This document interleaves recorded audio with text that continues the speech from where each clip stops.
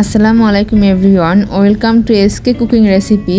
আজকে আমি আপনাদের সাথে এমন মজার একটা নাস্তা রেসিপি শেয়ার করব যা একবার না বানিয়ে খেলে বুঝতেই পারবেন না এর স্বাদ কেমন। তাহলে এই নাস্তাটি বানানোর জন্য আমি এখানে প্রথমে নিয়েছি 3টি ডিম থেকে আমি কুসুমগুলো আলাদা করে নিচ্ছি।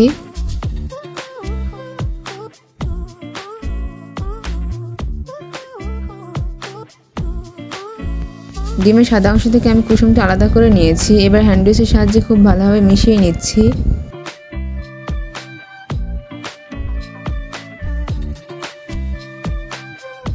হ্যান্ড উইচের সাহায্যে হালকা মিশিয়ে নেওয়া হয়ে গেলে দিয়ে দিচ্ছি 2 চামচের মতো চিনি। আবারও হ্যান্ড উইচের সাহায্যে খুব ভালোভাবে মিশিয়ে নিব।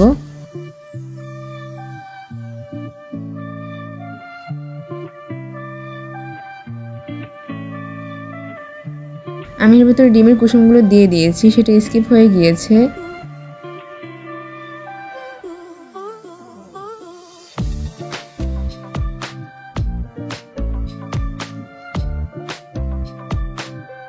হ্যান্ড উইচের সাহায্যে সবকিছু খুব ভালোভাবে মিশিয়ে নেওয়া হয়ে গেলে দিয়ে দিচ্ছি 1 কাপ পরিমাণ ময়দা। এখন আবারও সবকিছু খুব ভালোভাবে হ্যান্ড উইচের সাহায্যে মিশিয়ে নিব।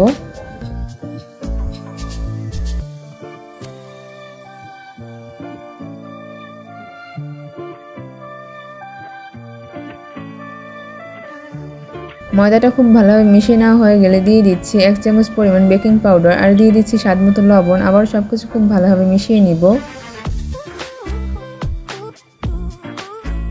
সবকিছু খুব ভালোভাবে মিশিয়ে নেওয়া হয়ে গেলে দিয়ে দিচ্ছি 1 চামচ পরিমাণ গুঁড়ো দুধ। আবার সবকিছু খুব ভালোভাবে হ্যান্ড উইচের সাহায্যে মিশিয়ে নিচ্ছি।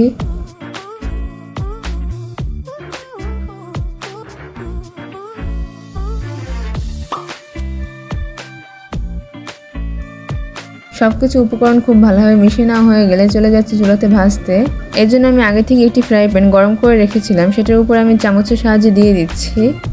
ছোট ছোট করে দেওয়া হয়ে গেলে আমি ঢাকনা দিয়ে রেখে দিচ্ছি প্রায় 10 সেকেন্ডের মতো। 10 সেকেন্ড পর ঢাকনাটা উঠিয়ে উল্টিয়ে দিচ্ছি।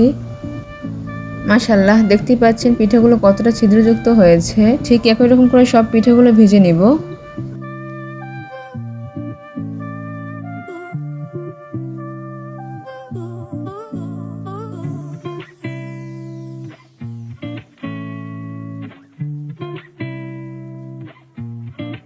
আপনারা তো দেখতেই পাচ্ছেন পিঠেগুলো কালারটা কতটা সুন্দর হয়েছে।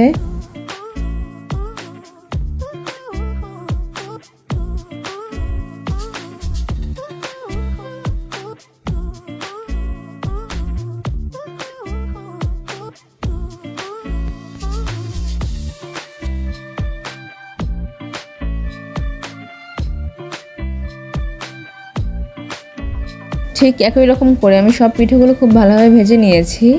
এবার আমি একটি সার্ভিং প্লেটে সুন্দরভাবে সাজিয়ে নিয়েছি। মাশাআল্লাহ, দেখতেই পাচ্ছেন সব নাস্তাগুলো কতটা সুন্দর হয়েছে। এই নাস্তাগুলো বাচ্চাদের টিফিনে বা বিকেলের নাস্তায় বাচ্চাদের দিতে পারবেন। বাচ্চারা এই নাস্তাগুলো পেয়ে অনেক মজা করে খাবে। তাহলে আজকের এত সহজ নাস্তা রেসিপি আপনাদের কাছে কেমন লাগলো অবশ্যই আমাকে কমেন্ট করে জানাতে ভুলবেন না। আর একটা লাইক করে সাবস্ক্রাইব করে পাশেই থাকবেন। তাহলে আজকে এই পর্যন্তই। আল্লাহ হাফেজ, আসসালামু আলাইকুম, থ্যাঙ্কস ফর ওয়াচিং।